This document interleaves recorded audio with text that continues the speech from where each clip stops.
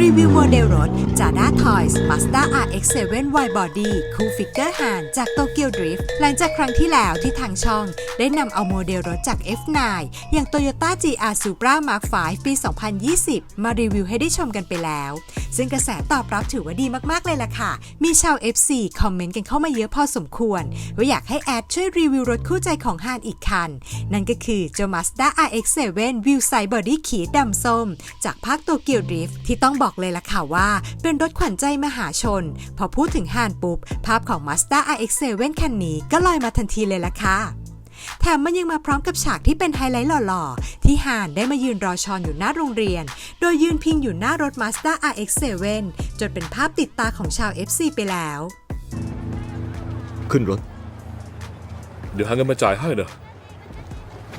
พูดอย่างก็เลือกได้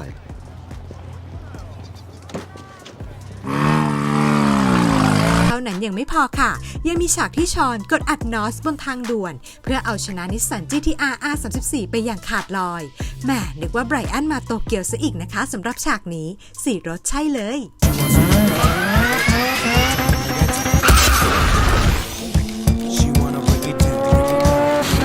รวมถึงฉากที่ฮานโชว์ฝีมือดริฟท์ท่าโดนัทเป็นวงกลมรอบรถของสาวๆซึ่งฉากนี้ถือว่าเป็นอีกฉากที่สวยมากๆค่ะที่เราได้เห็นรถ Mazda RX-7 คันนี้ใกล้ๆขณะกำลังทำดริฟท์ท่ามกลางควันที่กำลังขโมงดูเท่มากๆ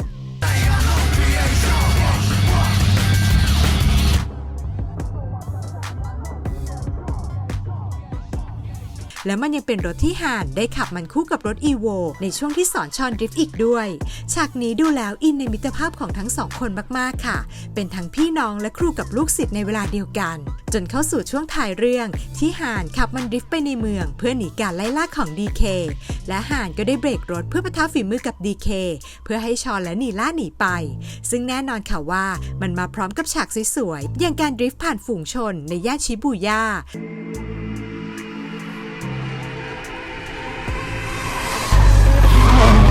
ก่อนที่ฮานจะไปพลาดท่าโดนรถชนจนเจ้า Mazda RX-7 สุดหล่อคันนี้ต้องพลิกคว่ำหลายตลบพังยับจนระเบิด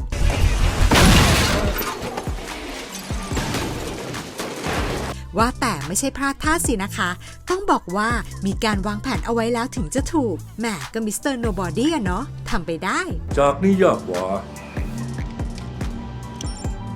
ทำให้เชื่อว่าตายจริงนอกจากนี้เจ้า Mazda RX-7 Wheel Side คันนี้ยังเคยได้ครองตำแหน่ง Best of Show 2005 ที่งานโตเกียวออโต้ซาลอนมาแล้วอีกด้วยว่ากันว่ามันมีมูลค่าสูงถึง 1.5 แสนเหรียญตีเป็นเงินไทยก็ราวๆเฉียดๆ 5 ล้านบาทเลยแหละค่ะเฉพาะแค่การตกแต่งภายในก็มีมูลค่าถึง 20,000 เหรียญแล้วขณะที่ทาง Universal ซื้อรถที่ใช้ในหนังมาเพียงแค่ 50,000 เหรียญเท่านั้นตีเป็นเงินไทยกลมๆคร่าวๆก็ราวๆ 170,000 บาทค่ะแล้วก็นำมาตกแต่งทาสีใหม่ทั้งภายนอกและภายในเพิ่มทีหลังซึ่งตัวโมเดลรถที่เราจะนำมารีวิวกันในครั้งนี้จะเป็นงานจากค่าย Jada Toys เจ้าเก่าเป็นแบรนด์สัญชาติอเมริกันก่อตั้งเมื่อปี 1999 ที่ขึ้นชื่อในเรื่องของการผลิตโมเดลรถเหล็กไม่ว่าจะเป็นรถมัสเซิลคาร์รถซูเปอร์คาร์ชั้นนำรวมถึงรถจากภาพยนตร์ฮีโร่อย่างแบทแมนที่ก็ได้ถูกนำมาผลิตในหลายๆภาคเช่นกันค่ะโดยทาง Jada Toys จะแบ่งย่อยไปอีกหลายๆแบรนด์ตามแนวทางของรถโมเดลที่ผลิตด้วยเช่น Big Time Muscle Dub City และ JDM Tuner รวมถึงแบรนด์ยังได้รับไลเซนส์ในการผลิตรถโมเดล Fast and Furious ได้อย่างถูกลิขสิทธิ์ในราคาย่อมเยาที่แฟนๆสามารถจับต้องได้ว่าแล้วก็ไปชมพร้อมๆกันเลยดีกว่าค่ะ FC ขอมาแอดจัดให้ค่ะJada Toys Mazda RX-7 Wide Body ที่แอดได้นำมารีวิวในครั้งนี้ก็ยังคงเป็นสเกล 1:24 เช่นเดิมซึ่งต้องเกริ่นก่อนเลยนะคะว่าทาง Jada Toys ได้มีการผลิตออกมาทั้งหมด 2 เวอร์ชันค่ะโดยเวอร์ชันแรกที่ผลิตออกมาในกล่องจะมีแค่ตัวรถ Mazda RX-7 เพียงอย่างเดียวส่วนเวอร์ชันที่ 2 ที่ผลิตออกมาใหม่จะมีความพิเศษอยู่ที่ภายในกล่องจะมีแถมตัวฟิกเกอร์ฮานที่กำลังยืนถือถุงขนมมาให้ด้วยส่วนตัวรถ Mazda RX-7 นั้นทั้ง 2 เวอร์ชันจะมีรายละเอียดที่เหมือนกันทุกประการซึ่งวันนี้เราจะรีวิวในเวอร์ชันที่ 2 ให้ทุกๆคนได้ชมกันนะคะเริ่มจากกล่องภายนอกก็จะมีขนาดที่ใหญ่ยาวกว่าเวอร์ชันแรกพอสมควรเลยทีเดียวเท่าที่ลองเอามาวางเทียบกันดูตรงกลางกล่องเป็นพลาสติกใสเผยให้เห็นฟิกเกอร์ฮานและรถ Mazda RX-7 Wide Body ได้อย่างชัดเจนทางมุมซ้ายของกล่องด้านบนระบุโลโก้ Jada Toys และมุมซ้ายด้านล่างเป็นภาพของดอมโดมินิก ทอเรโตพร้อมกับโลโก้ Fast and Furious พร้อมด้วยชื่อของ Han 1995 Mazda RX-7 Widebody as seen in Tokyo Drift ถัดไปที่มุมขวากล่องด้านล่างก็จะเป็นโลโก้ Diecast Figure ที่สื่อว่าโมเดลนี้มีเหล็กและพลาสติกเป็นส่วนผสมนั่นเองซึ่งในกล่องเวอร์ชันที่เป็นรถเดียวๆจะใช้เพียงคำว่า Diecast เฉยๆเท่านั้นซึ่งก็หมายความว่าในเวอร์ชันนี้ตัวฟิกเกอร์ Han ที่แถมมาก็จะมีส่วนผสมของเหล็กอยู่เช่นเดียวกันด้วยค่ะส่วนที่ด้านหลังกล่องก็จะระบุแบบโมเดลรถที่ถูกผลิตออกมาในรอบเวอร์ชันที่ 2 นี้ที่แถมตัวคนมาให้นั้นว่ามีทั้งหมด 3 แบบด้วยกันได้แก่ดอมและรถ Dodge Charger RT ต่อด้วยแบบที่ 2 ก็คือ Brian O'Connor กับรถ Toyota Supra และแบบที่ 3 ก็คือ Han กับรถ Mazda RX-7 Widebody ที่เรากำลังรีวิวกันอยู่ค่ะที่ด้านล่างของกล่องก็ยังแสดงถึงลายเส้นที่ทาง Jada Toys ได้รับลิขสิทธิ์ในการผลิตมาอย่างถูกต้องรวมถึงมีโลโก้จาก Universal และ Dodge Official Product อีกด้วยว่าแล้วก็มาดูตัวฟิกเกอร์ Han ที่แถมมาให้กันก่อนเลยดีกว่าค่ะความรู้สึกแรกที่จับตัวฟิกเกอร์จะมีน้ำหนักพอตัวเพราะจะมีส่วนผสมของเหล็กและพลาสติกผสมกันอยู่ตามโลโก้ที่ระบุอยู่ที่หน้ากล่องตัวฟิกเกอร์สูงราวๆ7 เซนติเมตรไม่มีจุดขยับค่ะส่วนดีเทลเนื้องานการลงสีก็อยู่ในเกณฑ์ปานกลางแต่ก็ขึ้นรูปทรงมาได้เหมือนฮานทั้งทรงผมเสื้อผ้ากางเกงรวมถึงท่าทางในการยืนกินขนมที่บ่งบอกถึงเอกลักษณ์ความเป็นฮานได้อย่างดีเลยทีเดียวค่ะมาดูดีไซน์ภายนอกรวมๆของตัวโมเดลรถ Mazda RX-7 Widebody คันนี้กันสักหน่อยโดยตัวรถมีขนาดความยาวอยู่ที่ราวๆ20 เซนติเมตรและกว้าง 10 เซนติเมตรค่ะ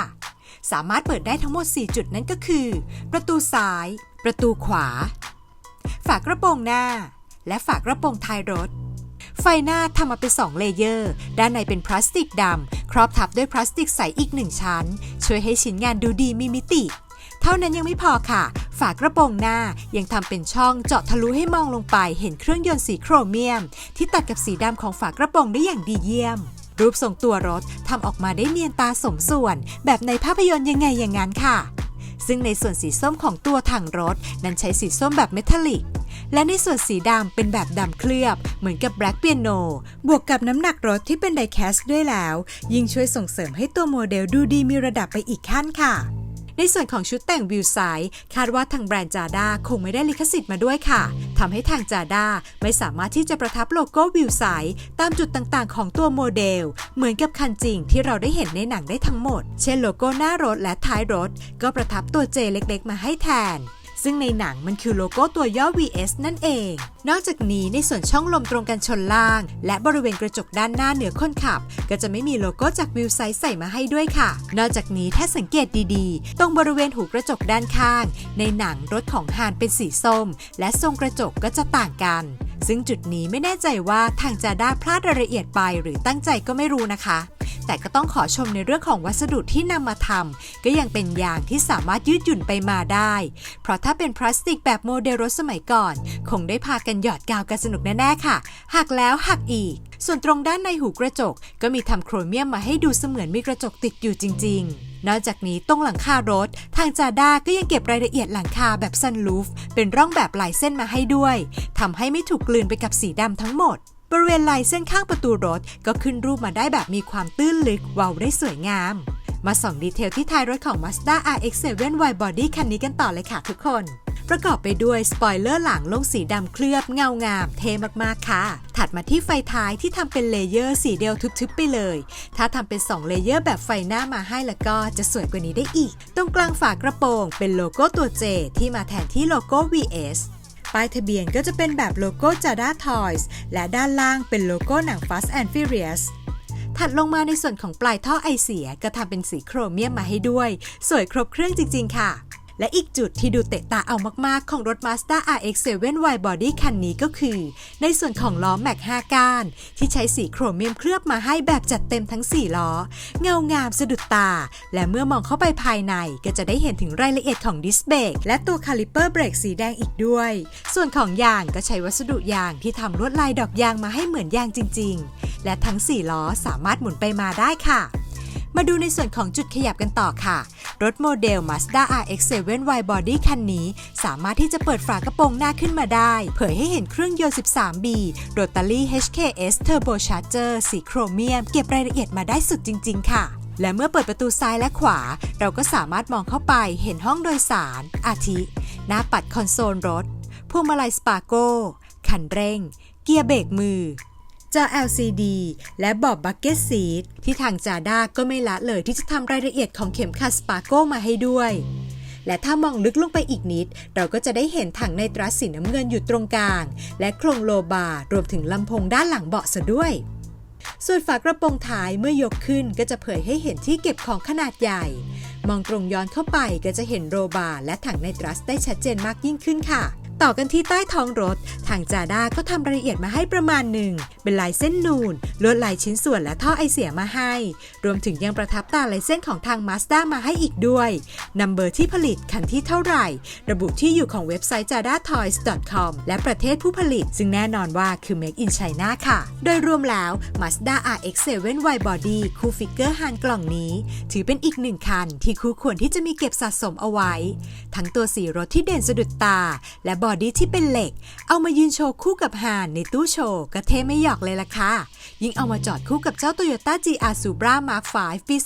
2020 ในโทนสีเดียวกันแล้วยิ่งดูเท่ขึ้นไปอีกให้ไปเลยค่ะ7 เต็ม 10ในราคาไม่ถึง 1,000 บาทได้งานคุณภาพขนาดนี้ก็โอเคแล้วล่ะค่ะแต่แอดก็มีข้อแนะนำสำหรับชาวนักสะสมนิดนึงค่ะว่าเจ้าโมเดล Mazda RX-7 Wide Body คันนี้เป็นโมเดลที่ถูกผลิตในช่วงหนังโตเกียวดริฟต์ซึ่งในปัจจุบันทาง Jada Toys ก็ได้ทำการรีโปรดักต์มาขายอีกครั้งโดยแพ็กเกจใหม่แต่ตัวสินค้ายังใช้บล็อกการผลิตเดิมและบวกกับเป็นสินค้าที่ขายดีผลิตมาจำนวนมากจึงมีการหลุด QC เรื่องสีมาให้เห็นกันอยู่บ้างแต่ก็ไม่ใช่ทุกคันค่ะยังไงใครที่มีโอกาสได้ไปเลือกซื้อเองกับมือแอดก็แนะนำให้ส่องเลือกดูกันดีๆนะคะจะได้งานสวยๆกลับบ้านกันไปก่อนจากกันไปนอกจากโมเดลของเจ้า Mazda RX-7 คู่ฟิกเกอร์ฮานคันนี้แล้วเพื่อนๆอยากให้รถคันไหนในจักรวาลของ Fast and Furious ถูกย่อส่วนมาเป็นโมเดลแบบนี้กันบ้างคอมเมนต์มาพูดคุยกันใต้คลิปนี้ได้เลยค่ะฝากกดไลค์กดแชร์กด Subscribe กดกระดิ่งด้วยนะคะจะได้ไม่พลาดคอนเทนต์ใหม่ๆได้ดูก่อนใครและสำหรับใครที่โดนแอดป้ายยาสำเร็จอยากจะหาซื้อโมเดลรถสวยๆจาก Fast and Furious ไว้สะสมในราคาเบาๆแอดก็มีร้านน้องใหม่มาแรงมาแนะนำกันค่ะกับร้าน WC โมเดลทอยโมเดลรถเหล็กจำหน่ายโมเดลรถ1/64 1/32 1/24 1/18 มือ 1ตามรายละเอียดที่ขึ้นอยู่นี้ได้เลยค่ะ